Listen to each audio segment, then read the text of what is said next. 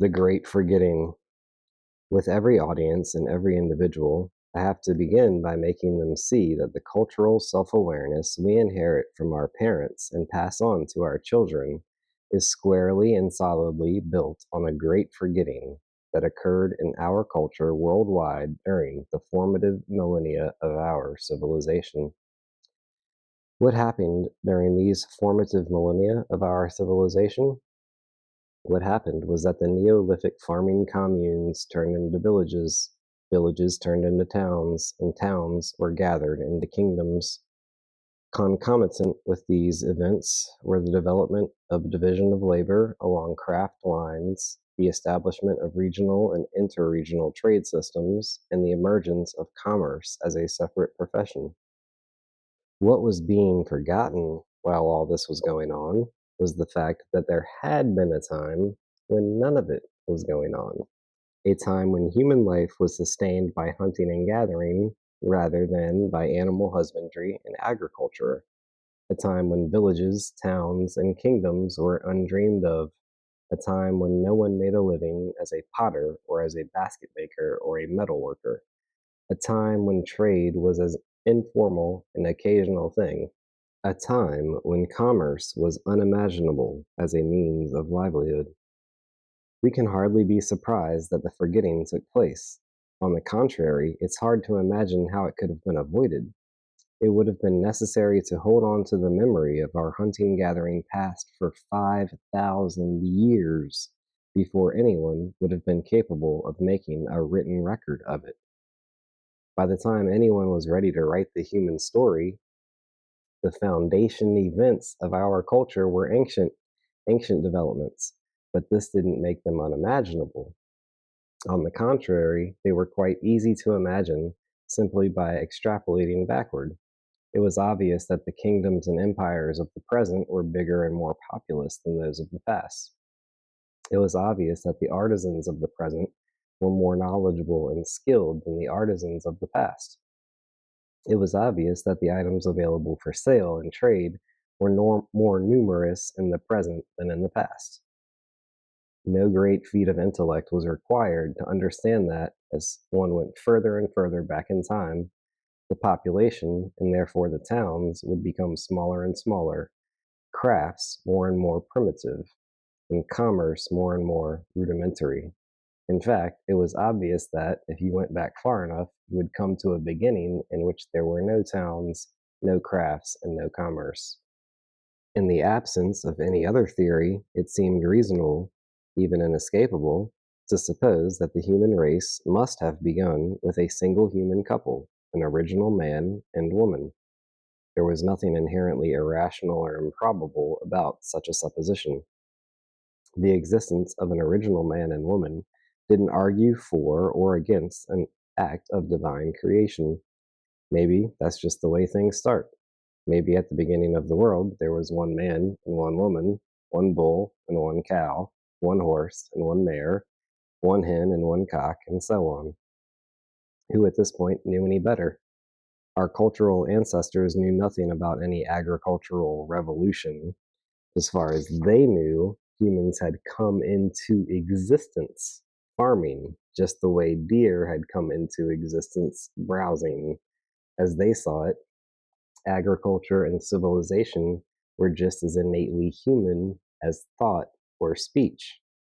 Our hunting gathering past was not just forgotten, it was unimaginable. The great forgetting was woven into the fabric of our intellectual life from its very beginning. This early weaving was accomplished by the nameless scribes of ancient Egypt, Sumer, Assyria, Babylon, India, and China, and then later by Moses, Samuel, and Elijah of Israel, by Fabius Pictor and Cato the Elder of Rome, by Suma Tan and his son Suma Xian in China, and later still by Hellenicus, Herodotus, Thucydides, and Xenophon of Greece. I am not an intellectual.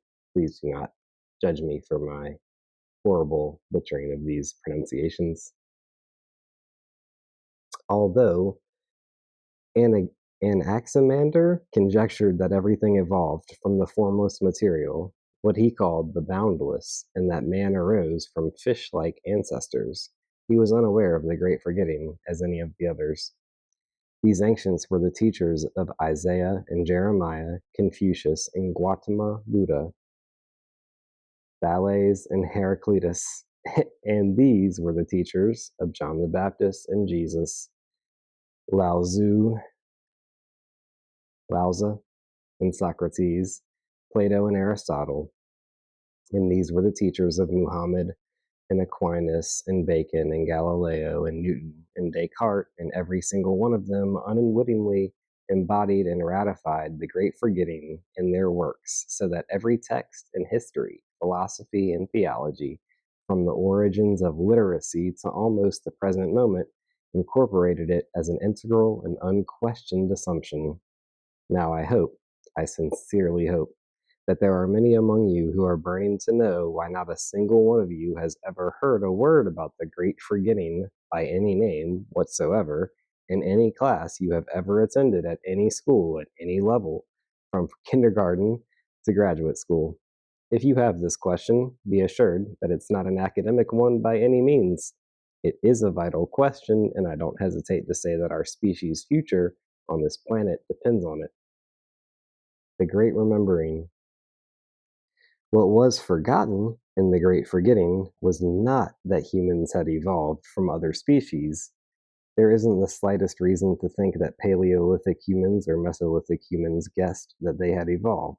What was forgotten in the Great Forgetting was that, before the advent of agriculture and village life, humans had lived in a profoundly different way.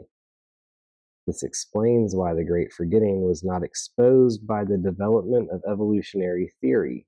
Evolution, in fact, had nothing to do with it. It was paleontology that exposed the Great Forgetting, and would have done so even if no theory of evolution had ever been proposed. It did so by making it unarguably clear that humans had been around long, long, long before any conceivable date for the planting of the first crop and the beginning of civilization. Paleontology made untenable the idea that humanity, agriculture, and civilization all began roughly at the same time.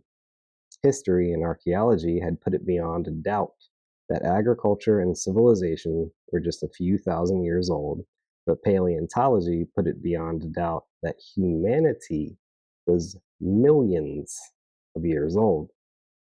Paleontology made it impossible to believe that man had been born an agriculturalist and a civilization builder. Paleontology forced us to conclude that man had been born something else entirely, a forager and a homeless nomad, and this is what had been forgotten in the Great Forgetting. It staggers the imagination to wonder what the foundation thinkers of our culture would have written if they'd known that humans had lived perfectly well on this planet for millions of years without agriculture or civilization, if they'd known that agriculture and civilization are not remotely innate to humans. I can only conclude that the entire course of our intellectual history would have been unthinkably different from what we find in our libraries today. But here is one of the most amazing occurrences in all of human history, when the thinkers of 18th, 19th, and 20th centuries were finally compelled to admit that the entire structure of thought in our culture had been built on a profoundly important error. Absolutely nothing happened. It's hard to notice nothing happening. Everyone knows that. Readers of Sherlock Holmes will remember that the remarkable thing the dog did in the night was nothing. And this is the remarkable thing that these thinkers did. Nothing. Obviously, they didn't care to do anything. They didn't care to go back to all of the foundation thinkers of our culture and ask how their work would have changed if they'd known the truth about our origins. I fear the truth is that they wanted to leave things as they were. They wanted to go on forgetting. And that's exactly what they did. Of course, they were forced to make some concessions. They couldn't go on teaching that humans had been born farming. They had to deal with the fact that farming was a very recent development. They said to themselves, well, let's call it a revolution, the agricultural revolution. This was slovenly thinking at its worst, but who was going to argue about it? The whole thing was an embarrassment, and they were glad to dismiss it with a label. So it became the agricultural revolution, a new lie to be perpetuated down through the ages. Historians were sickened to learn the true extent of the human story. Their whole discipline, their whole world view had been shaped by people who thought that everything had begun just a few thousand years ago when people appeared on Earth and started immediately to farm and build civilization. This was history. This story of farmers turning up just a few thousand years ago, turning farming communes into villages, villages into towns, and towns into kingdoms. This was the stuff, it seemed to them. This was what counted, and the millions of years that came before deserved to be forgotten. Historians wouldn't touch this other stuff, and here's the excuse they fashioned for themselves. They didn't have to touch it because it wasn't history.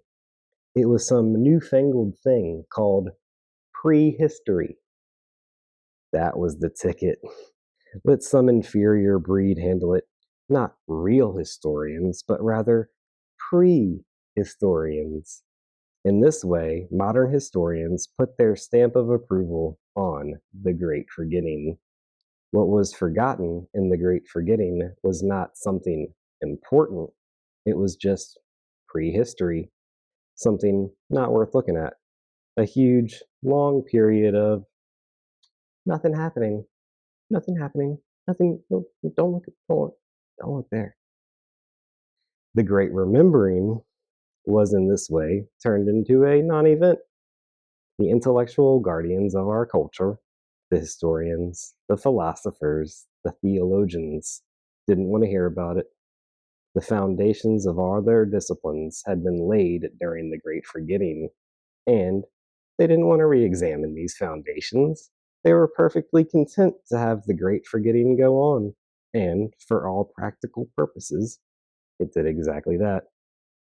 The worldview we transmit to our children today is fundamentally the same as the worldview transmitted to children 400 years ago. The differences are superficial. Instead of teaching our children that humanity began a few thousand years ago and didn't exist before that, we teach them that human history began a few thousand years ago and didn't exist before that. Instead of teaching our children that civilization is what humanity is all about, we teach them that civilization is what history is all about. But everyone knows that it comes to the same thing. In this way, human history is reduced to the period exactly corresponding to the history of our culture, with the other 99.7% of the human story discarded as a mere prelude.